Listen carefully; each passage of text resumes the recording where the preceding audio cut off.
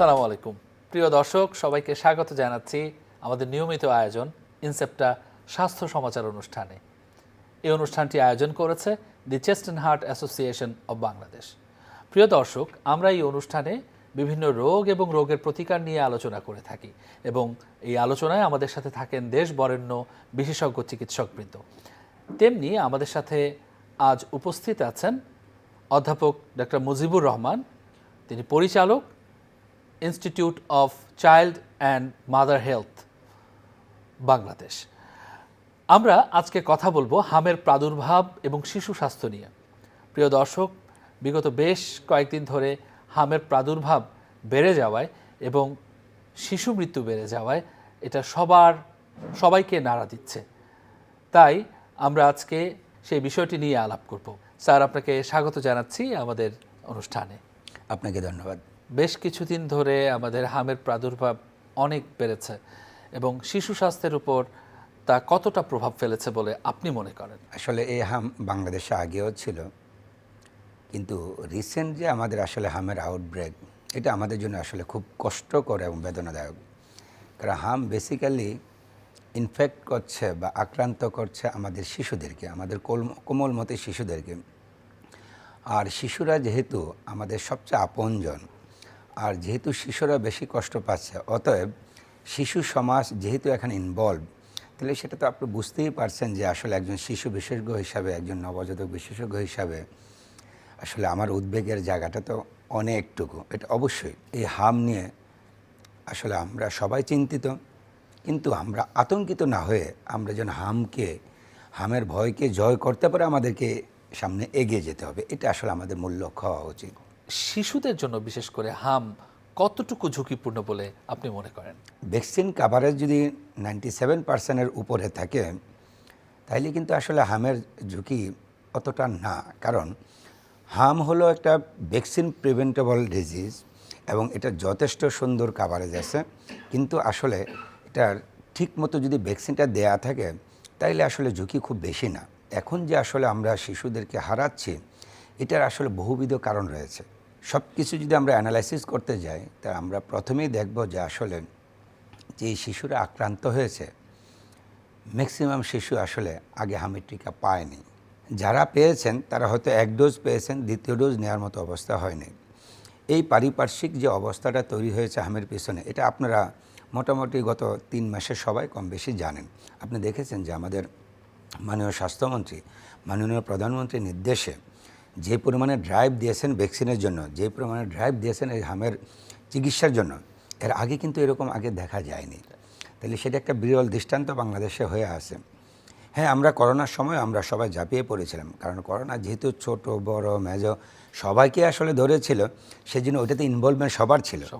আর হামটা যেহেতু শিশুদেরকে ধরছে শুধু, হ্যাঁ বড়দের যে হচ্ছে না হামটা না, খুবই কম পার্সেন্টেজ আমরা চিন্তা করি, খুবই কম। কারণ আমরা যদি হামের কথা চিন্তা করি, যে আমরা 5 বছরের নিচের বাবুদেরই হামের প্রকোপ অনেক বেশি। এর মধ্যে একটা দুঃখজনক ব্যাপার হলো প্রায় 33% বাচ্চা হলো যেই বয়সে আমরা ভ্যাকসিন দিই সেই বয়সের নিচে, অর্থাৎ যারা 9 মাসের নিচে। এটা হলো আমাদের জন্য এখন আতঙ্কের কারণ। তাইলে কি বোঝাচ্ছে যে আসলেই শুধু ভ্যাকসিন দিতে পারে নাই বলেই কি হাম হচ্ছে, নাকি বিহাইন্ড দ্য সিনে আরও কিছু রয়ে গেছে? এটা কিন্তু আমাদেরকে এখন ভাবতে হবে। একজন সায়েন্টিস্ট হিসাবে, একজন ফিজিশিয়ান হিসাবে, একজন চাইল্ড স্পেশালিস্ট হিসাবে আমাকে কিন্তু এটা এখন ভাবতে হচ্ছে আসলে এর পিছনের কারণ। আমরা যদি শুধু ভ্যাকসিন দিনে বলে যদি আমরা যদি সময়টা পার করে দেই, তাহলে বিহাইন্ড দ্য সিনে যে কারণগুলো রয়ে গেছে এগুলো কিন্তু আবার হিডেন আকারে থেকে যাবে। সেটা কিন্তু আরেকটা আত্মঘাতী হতে পারে আমাদের জন্য। সেই ক্ষেত্রে আমাদের পিছনের কারণগুলো খুঁজতে হবে, আরও কিছু কারণ খুঁজতে হবে। আপনাদের যদি বলি যে আসলে তাহলে 9 মাসের নিচে, আপনি হয়তো বলতে পারেন যে স্যার তার 9 মাস তো গভর্নমেন্টের শিডিউল আছে এবং 2 ডোজ টিকা দিচ্ছে, তাহলে 9 মাসের নিচের বাচ্চা তাহলে কেন আক্রান্ত হচ্ছে? এটা আপনাদের সবার মনে একটা প্রশ্ন রাখতে হবে। সব মা বাবারই প্রশ্ন একটাই, স্যার আমার বাচ্চা তো আপনারা বলছেন যে হামের টিকা আমি 9 মাসে দিতে যাবো, আমার বাচ্চার বয়স 3 মাস, ভ্যাকসিনে আমার বাচ্চা তো এখন হাম হয়েছে, স্যার এখন আমি কি অপরাধ করেছি? আসলে মায়ের অপরাধ করেছেন এটা বলা যাবে না, কিন্তু আমরা অপরাধী সেটা অন্তত মেনে নিতে হবে। আমরা যারা সমাজ পরিচালনা করি, আমরা যারা আসলে পরিচালনার দায়িত্বে আছে, অপরাধী আমরা। কারণ এর পিছনে যদি আমরা একটু তাকাই, যে এই বাবুগুলো যারা ভ্যাকসিন দেওয়ার বয়সের আগে তাদের হচ্ছে তার 1 নম্বর কারণ হচ্ছে মায়েদের অপুষ্টি। 2 নম্বর কারণ হচ্ছে মায়েদের এই যে আমাদের মায়েদের বাল্যবিবাহ, এর মধ্যে আবার 14, 15, 16, 17 বছর মা হয়ে যাচ্ছে। তো মা তো নিজের বডির যে ক্ষমতা সেটাই ডেভেলপ করতে পারে না। তা আপনার ঘরে যদি ক্ষমতা না থাকে, আপনার কাছে ক্ষমতা না থাকে, আপনার একজনকে কীভাবে শাসন করবেন? এটা তো আপনার ক্ষমতা থাকলে তো একজন শাসনের প্রশ্ন আসে। তো মা নিজে শাসন করতে পারতেছে না, মা নিজেরই আসলে অপুষ্টি। আর অপুষ্টি হলো হামের প্রথম জম। হামের প্রথম জম হলো অপুষ্টি, কারণ অপুষ্টি হলে ম্যালনিউট্রিশন যদি থাকে, তার রোগ প্রতিরোধ ক্ষমতামূলক যে অ্যান্টিবডি তৈরি হবে না। অ্যান্টিবডি তৈরি না হলে বাচ্চার কাছে যাবে না। বাচ্চা প্রথম 9 মাস তো প্রোটেকশন পাওয়ার কথা ছিল এই মায়ের অ্যান্টিবডির মাধ্যমে, তাহলে সে অ্যান্টিবডি তো নাই, আপনার স্টকে নাই, তো আপনি দিবেন কোথায় থেকে? যাচ্ছে না। না যাওয়ার কারণে এখন যেহেতু একটা এপিডেমিক তৈরি হয়েছে, যে আশেপাশে ওই বাবুগুলো তো আছে, তো ওর তো রোগ প্রতিরোধ ক্ষমতা নেই, ভাইরাস তো তার কাছে আসতেছে, তখন সে অটোমেটিকলি ইনফেক্টেড হয়ে যাচ্ছে। ইনফেক্টেড হয়ে যায় তারা এই হামে আক্রান্ত হচ্ছে। এই হাম থেকে আপনার এই হাম থেকে মুক্তি পেতে হলে আমাদের মায়েদের পুষ্টি বাড়াতে হবে, বাল্যবিবাহ বন্ধ করতে হবে। এটা সামনে আমাদেরকে অবশ্যই মাথায় রাখতে হবে। এটা হয়তো একদিনে হবে না। 2, আমরা বাবুদেরকে আসলে বুকের দুধ, আমরা যারা চাইল্ড স্পেশালিস্ট আছি, যারা নিউরোলজিস্ট আছে, তারা কিন্তু গত 55 বছর যাবতে বলে যাচ্ছি কথা একটাই, যে বুকের দুধ, বুকের দুধ, বুকের দুধ। এবং সেই বুকের দুধ হতে হবে এক্সক্লুসিভ ব্রেস্ট ফিডিং, অর্থাৎ 6 মাস পর্যন্ত কোনো প্রয়োজন ছাড়া 1 ফোঁটা পানীয় দেওয়া যাবে না। এই 6 মাসের নিচের বাচ্চায় মানে আমরা আসলে আর্টিফিশিয়াল মিল্কে অভ্যস্ত করে ফেলতেছি, যেটা হলো এই হামের ঝুঁকি বাড়ার আরেকটা বড় কারণ। আমি এই পর্যন্ত প্রায় 400 বুকে এই কৌটা আমি জমা করেছি, এগুলো আপনাদের সামনে একসময় নিয়ে আসবো। এটা নিয়ে একটা ডিসপ্লে, প্রত্যেকটা বাচ্চা যারা সিভিয়ার হামে আক্রান্ত, প্রত্যেকের হিস্ট্রি হলো কৌটার দুধ। এই 6 মাসের নিচের বাচ্চা কৌটার দুধ খাচ্ছে, 9 মাসের খাচ্ছে, পারিবারিক খাবার বেশি খাচ্ছে না বেশি। এই কৌটার দুধ হলো, আমি মনে করতেছি যে হামের পিছনে যে হামকে করে দেওয়া হলো আরেকটা বড় কারণ। সেই ক্ষেত্রে আমাদের কিন্তু 2013 সালে সংসদে পাশ করা আইন আছে যে 6 মাসের নিচে কোনো বাচ্চাকে কৌটার দুধ দেওয়া যাবে না, এবং আর্টিফিশিয়াল মিল্ক দিলে ব্রেস্ট মিল্ক সাবস্টিটিউট একটা কোড আইন পাশ করা আছে, কিন্তু সে আইনও আমরা তোয়াক্কা করছি না। আমাদেরকে সচেতনতা বৃদ্ধি করতে হবে আপনাদের মাধ্যমে। আপনারা যারা আসলে মিডিয়াতে কাজ করেন, আমরা একটা কথা বললে একটা পেশেন্ট শুনবে, আর আপনারা যদি একটা কথা বলেন, আপনার এখানে যদি 3 কোটি গ্রাহক থাকে, আপনি 3 কোটি লোকে শুনবে। আপনাদের মাধ্যমে যদি এই বার্তা দেওয়া যায় যে এই বাবুদেরকে বাঁচাতে হলে, হাম থেকে রক্ষা করতে হলে, জীবনের ঝুঁকি থেকে বাঁচাতে হলে তাদেরকে আপনারা কৌটার দুধ বন্ধ করেন। আপনার 6 মাসের নিচে কোনো বাচ্চাকে কৌটার দুধ দেওয়া যাবে না, এটা এনশিওর করেন। এক্সক্লুসিভ ব্রেস্ট ফিডিংয়ে সবাইকে আবার ঝুঁকিয়ে দেন। দেখবেন যে হামের প্রকোপ, এই ভ্যাকসিন তো দিচ্ছি, এবং রোগ প্রতিরোধ ক্ষমতা বৃদ্ধি পাবে, এবং এগুলো করতে পারলে অটোমেটিকলি আগামী 15 দিন থেকে 1.5 মাসের মধ্যে হামের প্রকোপ বাংলাদেশ থেকে চলে যাবে ইনশাল্লাহ। কিন্তু আপনি যদি এগুলো বন্ধ না করতে পারেন, আপনি যত ভ্যাকসিনই দেন না কেন, যত কিছু আমরা করি না কেন, একটা লেভেল পর্যন্ত কিন্তু উইকনেস কিন্তু থেকেই যাবে।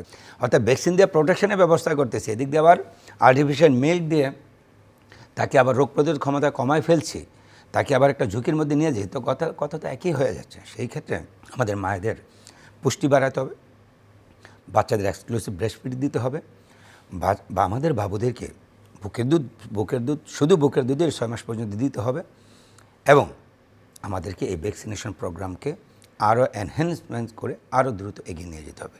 তাইলে কিন্তু আমরা হামের প্রকোপ থেকে অতি শীঘ্রই রক্ষা পেয়ে যাব। এক্সক্লুসিভ ব্রেস্ট ফিডিংয়ের কথা যেটা বলছেন, সেটাও কিন্তু 6 মাস পর্যন্ত, তাহলে 6 থেকে 9 মাস, সেখানের একটা 3 মাসের উইন্ডো রয়ে যাচ্ছে।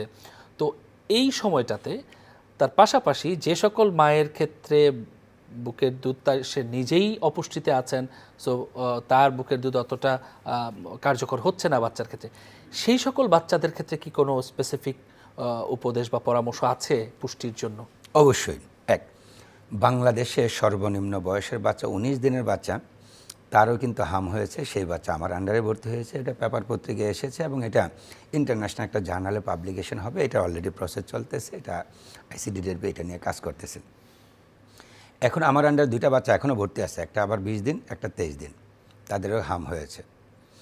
আর আগের বাবুটা যেটা 19 দিন ছিল, তার অলরেডি হাম কনফার্ম করা, তার IgM অলরেডি পজিটিভ। তাহলে এই বাবুগুলো যদি হাম হয়েছে, এটার কারণ আসলে ভিন্ন। আর 9 মাসের বাবুগুলো আপনি যে বলছেন যে আসলে যারা এই বুকের দুধ দিতে পারছে না বা বুকের দুধ হচ্ছে না, কথাটা বিশ্বাসই করতে পারবো না। অতএব বুকের দুধ আমরা দিব, কারণ বুকের দুধ একটা নিয়ামত এবং এটাতে যে পরিমাণে অ্যান্টিবডি আমার এই মুহূর্তে বেশি দরকার হলে আইজিজি এবং আইজিএ। বুকের দুধে যথেষ্ট পরিমাণে যে এই অ্যান্টিবডিগুলো রয়েছে, কারণ আপনি দেখছেন যে হাম হলে বাচ্চাদের স্কিনে যে দেখছেন যে কেমন একটা হয়ে যায়, স্কিনটা ইরাপশন হয়ে যায়, মনে হয় যেন একটা সোমালিন একটা বাচ্চার মতো হয়ে যায়। এই ইন্টিগ্রিটি রক্ষা করার জন্য আইজিএ এর যথেষ্ট প্রয়োজন আছে। আর যেহেতু রেসপিরেটরি একটা, আমরা বাইরের স্কিন দেখি, ভিতরটা তো দেখি না। আমরা ভিটামিন এও এখানে দিতে হবে, কারণ মাকেও কিন্তু ভিটামিন এ দিতে হবে, বাবুকেও ভিটামিন এ দিতে হবে, দুইটা জিনিস নিয়ে আসতে হবে। আমার পরামর্শ একটাই, এই মায়েদের বাল্যবিবাহ বন্ধ করা। এখন এই মুহূর্তে যারা আছেন, মায়েদেরকে যথেষ্ট পুষ্টিকর খাবার দেন, মায়েদের বুকের দুধের পুষ্টি গুণাগুণ বাড়ানোর জন্য মায়েদেরকে যথেষ্ট পর্যাপ্ত খাবার দিতে হবে। এখন তাই বলে কি একটা মা যে অপুষ্টি মা ছিল, এখন ছোট্ট বয়সে মা হয়ে গেছেন, তাহলে বাচ্চা তো ফেলে দেওয়া যাবে না, মাকে তো ফেলে দেওয়া যাবে না। এখন আর তাকে নার্সারি করতে হবে, এখন তাকে নার্সিং করতে হবে, এখন তাকে যথেষ্ট পরিমাণ পুষ্টিকর খাবার দিতে হবে, মায়ের ডিম দুধ খাবার দাবার এনশিওর করা লাগবে। আর পরের যে ব্যাপারটা রয়ে গেছে যে 6 মাসের থেকে 9 মাস, এই 6 মাস থেকে 9 মাস আমরা পারিবারিক খাবার দেব, আমরা কৌটার দুধে যাব না, পারিবারিক খাবার বুকের দুধের পাশাপাশি। কারণ 6 মাস পর থেকে সব খাবার দাবার তার জন্য আপনি যা খাবেন আমি যাবো সেটাই খাবে, আমি একটু বেশি খাবো, বাবু একটু কম খাবে, কিন্তু তাকে পারিবারিক খাবার ঘরের তৈরি, বাড়ির তৈরি, হাড়ির তৈরি, নিজের তৈরি, এই জন্য বলা হয় যে এই খাবারগুলোই আমরা কিন্তু দেব, দিলে তাদের রোগ প্রতিরোধ ক্ষমতা কমবে না। আমরা এই ভ্যাকসিনটা 6 মাসে শুরু করে দেবো, কিন্তু এটা আসলে একটা পলিসিগত ব্যাপার। কারণ 6 মাসে এগিয়ে আনলে যদি মায়ের পুষ্টি এনশিওর না করতে, আবার 3 মাস থেকে হবে, তাই 3 মাস থেকে দেবেন, আবার না হলে পর আরও কম দেবে, তাহলে সেটা সমাধান না। সমাধান হলে এর বিহাইন্ড দ্য সিনে যে কারণগুলো আছে এগুলো পুরোপুরি ইভ্যালুয়েট করে একটা সুন্দরভাবে একটা স্বাস্থ্য নীতির আওতায় নিয়ে এসে, কারণ একটা ভ্যাকসিন আমি একটা ভ্যাকসিনে 6 মাসে দেবো, এখন আর কোনো ভ্যাকসিন তো আবার 6 মাস এখন নেই। তো এখন বাচ্চাগুলো সবাই জানে যে 9 মাস 15 মাস একটা অভ্যস্ত হয়ে গিয়েছে। আমরা জন্মের পরে 1.5 মাসের সময় দেই, 2.5 মাসের সময় দেই, 3.5 মাসের সময় দেই, মাঝখানে সময়টা গ্যাপ থাকে, আবার এই সময় আসে। হ্যাঁ, আবার নিয়ে আসলে হয়তো আমরা শিডিউল করে দিলে আমরা হবে, সবই হবে, কিন্তু সেটা দেওয়ার আগে অনেক চিন্তা করতে হবে।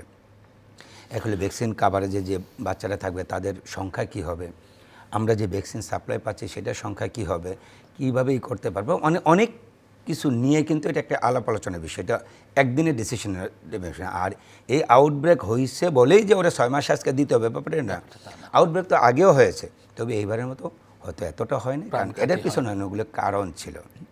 ভিটামিন এ এর বেশ একটি রোল আছে, তো ট্রিটমেন্টেও আমরা দেখছি, ইভেন প্রিভেনশনেও দেখছি। তো এখন ভিটামিন এ ক্যাপসুল তো বাজারে পাওয়া যায়, তার বাইরে গভর্নমেন্টের এ প্লাস ক্যাম্পেইন ওই সময় শিশুদেরকে খাওয়ানো হয়। এখন অনেকেই আগ্রহী হচ্ছেন যে আমি কি তাহলে ভিটামিন এ ক্যাপসুল শিডিউল করে সব বাচ্চাদেরকে দোকান থেকে কিনে খাওয়াবো কিনা। ভিটামিন এ যেহেতু একটা ফ্যাট সলিউবল ভিটামিন, কারণ এটা আসলে যত্রতত্র, এখন ধরেন আমি বি কমপ্লেক্সের কোনো একটা ভিটামিন যে বাজারে যেগুলো আমরা বলে থাকি যে ভিটামিন সিরাপ নিয়ে 1 চামচ 2 চামচ 3 চামচ খাওয়া দিচ্ছে করে যাচ্ছে, এটা খুব বেশি একটা না, কারণ এটা ওয়াটার সলিউবল পার হয়ে যাবে। ভিটামিনের তার নির্দিষ্ট শিডিউল মতোই আসলে দিতে হবে, এটা বাইরে যাওয়ার সুযোগ নেই, কারণ এটা তো টক্সিসিটি ডেভেলপ করে যাওয়ার চান্স থাকে। সেই ক্ষেত্রে বাচ্চাদের দেখবেন যে ভিটামিনে যেদিন খাওয়ায় তারপরে দিন 2 দিন পরে 1 দিন পরে 6 ঘন্টা পরে কোনো বাচ্চার বমি শুরু হয়, কোনো বাচ্চার মাথার তালু ফুলে যায়, কোনো বাচ্চার একটু খিচুনি হয়, কোনো বাচ্চার একটু অজ্ঞান হয়ে যেতে পারে। এইভাবে মেসিভ আকারে হঠাৎ করে যদি যে যার মতো করে শুরু করে যদি আবার হয়, তাহলে ভিটামিন এর প্রতি আবার একটা মারাত্মক ভীতি চলে আসবে। তখন দেখা যাবে যে বাজারে আর ভিটামিন এ কেউ বিক্রি করতে পারবে না, কারণ এক বাচ্চা অসুস্থ হওয়ার পরে তার ফার্মেসিতে দিব মায়ের, তো সব ফার্মেসি বন্ধ করে দেবে, পরে দেখা ভিটামিনে চলে যাবে। তাহলে এটা আসলে শিডিউল মতোই দিতে হবে। প্রিভেনশনের জন্য যে ডোজে দরকার সে ডোজ, ট্রিটমেন্টের জন্য যে চিকিৎসক যে ডোজ দেবে এই ডোজে ফলো করবে, তবে রুটিন মতো যেন ভিটামিন এ দেওয়া হয় সেটা এনশিওর করতে হবে, কারণ ভিটামিন এ স্কিন এবং মিউকাস মেমব্রেনের ইন্টিগ্রিটি মেনটেনে মারাত্মক রকমের সহযোগিতা করে। তাইলে এটা কী করে, মিউকাস মেমব্রেন যদি আপনার ডিসরাপ্টেড থাকে বা ইনজুরি থাকে, বা যেমন জ্বর ঠান্ডা কাশি সর্দি হলে বেড়েছে, তাহলে ভিটামিন এর যদি অভাব থাকে তাহলে ইন্টিগ্রিটি থাকে না, ইন্টিগ্রিটি না থাকে অটোমেটিকলি সে সহজ রুট পায় তার সরাসরি লাংসে চলে যাওয়ার, সেই রাস্তাটা তৈরি হয়ে যায়।